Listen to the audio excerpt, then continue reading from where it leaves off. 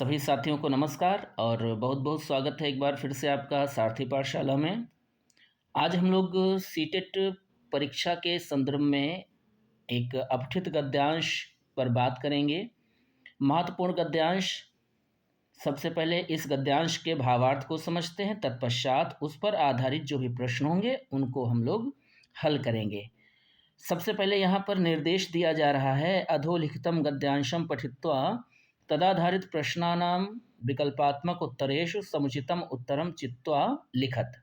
अर्थात अधोलिखित गद्यांश को पढ़कर उस गद्यांश पर आधारित जो विकल्पात्मक उत्तर हैं उनमें से समुचित उत्तर को चुन करके लिखिए। तो चलिए देखते हैं भावार्थ को। दक्षिण भागे सागर मध्य, भारत के दक्षिण भाग में अर्थात दक्षिण भारत में सागर मध्य एकम लघुद्वीपम वर्तते, समुद्र के मध्य में एक लघु द्वीप है, छोटा सा द्वीप है।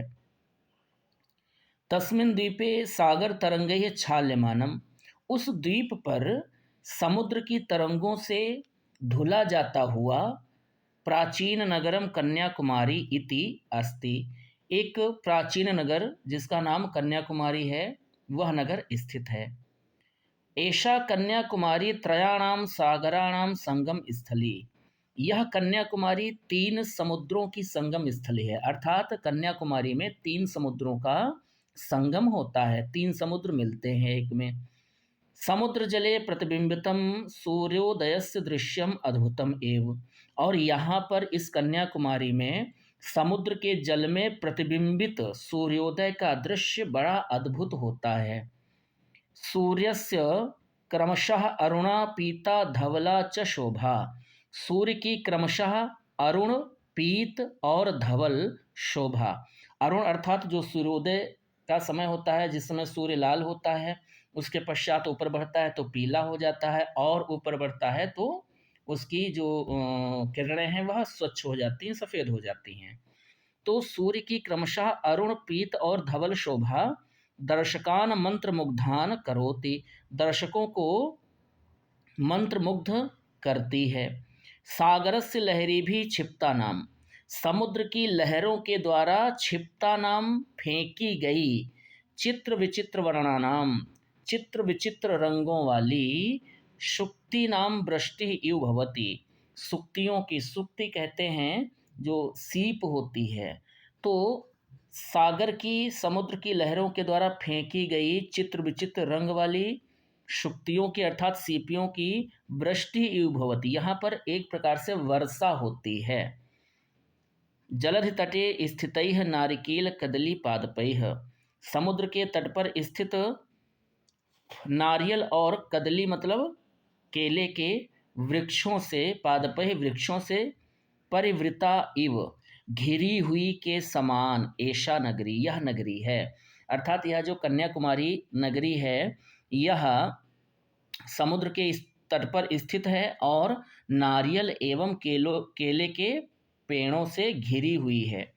एकदा स्वामी विवेकानंद, एक बार स्वामी विवेकानंद समुद्र जले स्थितायाम एकस्याम बृहत शिलायाम, एक बार स्वामी विवेकानंद समुद्र के जल में स्थित एकस्याम वृहत शिलायाम, एक विशाल शिला पर अर्थात चट्टान पर उपविष्टः बैठकर त्रीणि दिनानि ध्यानमग्नः जातः, 3 दिनों तक ध्यानमग्न रहे।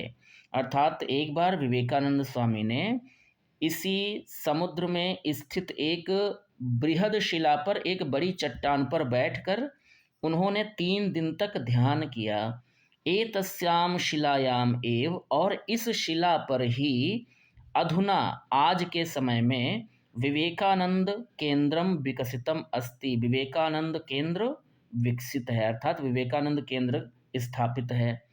अत्र आगत्य साधकाः ध्यानं साधनां च कृत्वा जीवनं सफलं कुर्वन्ति, और इस विवेकानंद केंद्र में आकर के साधक गण ध्यान और साधना करके जीवनम सफलम कुर्वन्ति, अपने जीवन को सफल करते हैं। तो ये तो भावार्थ हो गया। पहला प्रश्न देखते हैं। पहला प्रश्न है, शिलायाम उपविष्टः विवेकानंदः कति दिनानि ध्यानमग्नः अभवत्, शिला पर बैठकर विवेकानंद कितने दिनों तक ध्यान मग्न रहे थे? तो पहला विकल्प है 3 दिनों तक, दूसरा 103 दिनों तक, दूसरा है 3 दिनों तक, तीसरा विकल्प है 23 दिनों तक और चौथा विकल्प है 13 दिनों तक। अभी अभी हमने गद्यांश में भावार्थ पढ़ते समय हमने जाना था कि विवेकानंद उस शिला पर बैठकर कितने दिनों तक ध्यान मग्न रहे? तो 3 दिनों तक ध्यान मग्न रहे थे। ठीक है, तो यहाँ पर जो हमारा सही उत्तर है वो क्या हो जाएगा? 3। ठीक, बी विकल्प सही उत्तर हो जाएगा। कौन सा विकल्प सही हो जाएगा? बी विकल्प, 3 दिनों तक। अगला प्रश्न, ध्यानमग्नः पदे समासः अस्ति। ध्यानमग्न पद में समास कौन सा है? क्या ध्यानमग्नः पद में अव्ययी भाव समास है, कर्मधारय समास है, तत्पुरुष है या फिर द्वंद्व है? तो ध्यान दीजिए, ध्यानमग्नः का अगर हम विग्रह करें तो ध्यानमग्नः का विग्रह क्या होगा? ध्याने मग्नः। ठीक है, ध्याने मग्नः इसका विग्रह हो जाएगा। और ध्याने मग्नः का मतलब है ध्यान में मग्न। क्या हो जाएगा? ध्यान में मग्न। ठीक है, तो यहाँ पर देखिए में चिन्ह आ रहा है। अगर हम संस्कृत में समास नहीं भी जानते हैं तो भी हम हिंदी के माध्यम से पता कर सकते हैं कौन सा समास है। में चिन्ह आ रहा है और में चिन्ह होता है अधिकरण कारक का। अधिकरण भेद होता है किसका? तत्पुरुष का। तो यहाँ पर ध्यान दीजिए, सही उत्तर क्या हो जाएगा? यहाँ पर सही उत्तर हो जाएगा तत्पुरुषः। सी विकल्प सही है। अगला प्रश्न देखते हैं क्या कह रहा है। प्रश्न, परिवृत्ता परिवृत्ता पदे प्रत्यय अस्ति। प्रश्न है परिवृत्ता पद में प्रत्यय है, तो परिवृत्ता पद में कौन सा प्रत्यय है? अक्त प्रत्यय है, अक्तवतु है, तल है या फिर अक्त्वा है?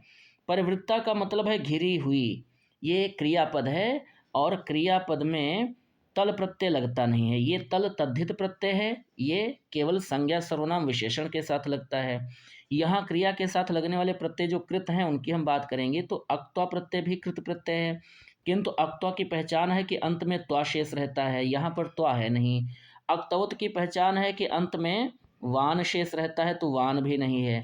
अतः ये तीनों विकल्प हो गए गलत। अब एक ही विकल्प सही है, ए अक्त प्रत्यय। ठीक है, अक्त प्रत्यय का त शेष रहता है और पुल्लिंग में ता रहता है, स्त्रीलिंग में ता हो जाता है, तो यहाँ पर ये स्त्रीलिंग का रूप है परिवृता, तो यहाँ पर अक्त प्रत्यय सही उत्तर हो जाएगा। धवला इति पदस्य विशेष पदम किम। धवला इस पद का विशेष पद क्या है? धवला क्या है? विशेषण है और इसका विशेष पूछा गया है। तो धवला जो विशेषण है ये किसके लिए आया था? रक्ता पीता धवला च शोभा। शोभा कैसी? रक्त मतलब लाल वर्ण की शोभा। किसकी? सूर्य की शोभा की बात हो रही थी। लाल वर्ण की, पीले वर्ण की और धवल वर्ण की शोभा। तो ये धवला शब्द जो है ये किसकी विशेषता बता रहा है, अर्थात इसका विशेष पद कौन है? तो यहाँ पर चौथा विकल्प डी विकल्प सही हो जाएगा। धवला इति पदस्य विशेष पदम किम शोभा। ठीक, अगले प्रश्न की ओर बढ़ते हैं। अस्मिन् अनुच्छेदे करोति क्रियापदस्य कर्तृपदम किम। इस अनुच्छेद में करोति क्रियापद का कर्तृपद कौन है? क्या करोति दर्शकः का क्रियापद है, या शोभा का है, अरुणा का है या सूर्य का है? थोड़ा सा, हालांकि जहाँ तक हमें प्रतीत हो रहा है ये सही विकल्प भी होगा, लेकिन हम एक बार गद्यांश में देख लेते हैं कि करोति क्रियापद किस कर्ता के लिए आया हुआ है। चलिए देखिए, यहाँ पर करोति क्रियापद हमें देखना है किस कर्ता के लिए आया हुआ है। तो देखिए, करोति दर्शकान शोभा, दर्शकान मंत्र मुग्धान करोति। कौन? दर्शकों को कौन मंत्रमुग्ध करता है? शोभा। तो ये करोति जो है ये शोभा के लिए यहाँ पर प्रयुक्त हुआ है, तो इसका कर्ता कौन हो जाएगा? शोभा हो जाएगा। अब देखते हैं शोभा किस विकल्प में है, तो बिल्कुल यहाँ पर वी विकल्प हमारा सही उत्तर हो जाएगा। अगला प्रश्न, स्थितायाम पदे का विभक्ति अस्ति। स्थितायाम इस पद में विभक्ति कौन सी है? तो स्थितायाम जो है, स्थितायाम में विभक्ति कौन सी है? तो स्थितायाम में विभक्ति हो जाएगी कौन सी? सप्तमी हो जाएगी। ठीक है। स्थिता जो है ये आकारांत स्त्रीलिंग का रूप है और इसके रूप चलेंगे लता की तरह। जैसे लता का लतायाम होता है सप्तमी में, वैसे ही स्थिता का स्थितायाम हो जाएगा सप्तमी में। अतः हम कह सकते हैं कि यहाँ पर हमारा सही उत्तर क्या है? तो यहाँ पर हमारा सही उत्तर हो जाएगा सप्तमी, अर्थात डी बी विकल्प सही उत्तर है। ठीक है। तो 5 प्रश्न इस गद्यांश पर आधारित थे। प्रश्न संख्या 5 से लेकर 10 से लेकर, क्षमा चाहेंगे, 10 से लेकर 15 तक इन प्रश्नों को हमने देखा, इनके सही उत्तर को चुना और उम्मीद करते हैं कि आज का यह गद्यांश आपको समझ में आया होगा। अगर किसी प्रश्न को लेकर या किसी गद्यांश में आए हुए शब्द को लेकर, पद को लेकर कोई समस्या है तो कमेंट बॉक्स में कमेंट करके ज़रूर बताइएगा। हम पुनः मिलते हैं एक नए गद्यांश के साथ। तब तक आप पढ़ते रहिए, अपना ध्यान रखिए। बहुत बहुत धन्यवाद। नमस्कार।